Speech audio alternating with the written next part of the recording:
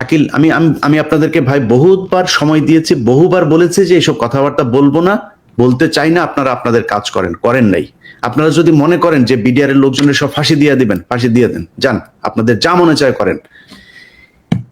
এই কর্নেল মুজিবের স্ত্রী এমন কোনো ধান্দাবাজি নাই যেটা সে করে না। যেই colonel Shakil, major general Shakil BDR এর ডিজি, তার স্ত্রী পিলখানার ভেতরে মদ নিয়ে মাতাল হয়ে এক এক দিন এক একজনের সাথে উলঙ্গ হয়ে পড়ে থাকতেন।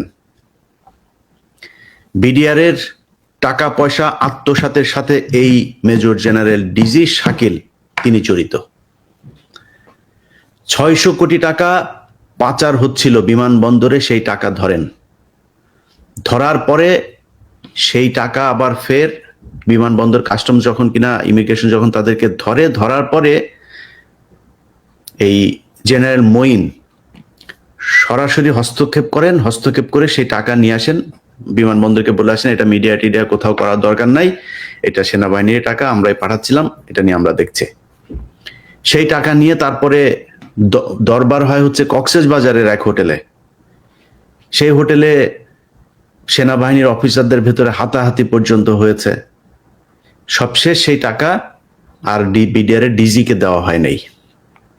সেই টাকা আত্মসাৎ করে মঈন, কর্নেল মুজিব, তারপরে লেফটেন্যান্ট কর্নেল ওর নাম কি শামস, এদের একটা গ্রুপ মিলে তারপরে এদেরকে হত্যা করে।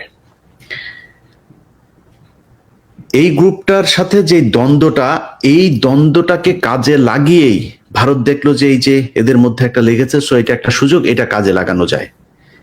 তখন এই কর্নেল মুজিব, যে মুজিবকে মারা হয়েছে, এই মুজিব কিন্তু এই হত্যাকাণ্ডের সাথে জড়িত। সে জানতো এদেরকে হত্যা করা হবে, কিন্তু তাকে যে হত্যা করা হবে সেটা সে জানতো না।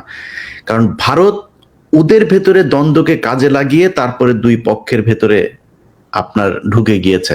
এখন ঢুকার পরে ভারত চায় যে আরো অনেককে হত্যা করা হোক, তাদের তো আরো কিছু ওই যে রৌমারি টোমারি কিছু জায়গা আছে না, সেগুলো তারা চায় যে তাদেরকে এখানে আনা হোক, তাদেরকে নিয়ে এসছে।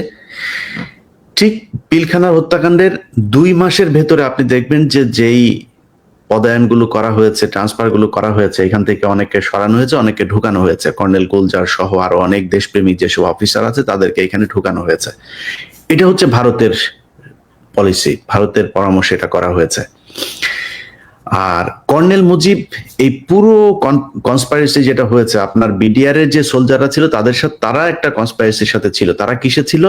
তাদেরকে বলা হয়েছিল যে পিলখানায় একটা বিদ্রোহ হবে, দরবার শুরু হবে, দরবার শুরু হওয়ার পরে তোমরা যাবা, গিয়ে তারপরে বলবা যে আমাদের এই দাবি, এই দাবিগুলো মানতে হবে, না মানলে আমরা ডিজিকে মেরে ফেলবো, অফিসারদের একটাও যেতে দিব না।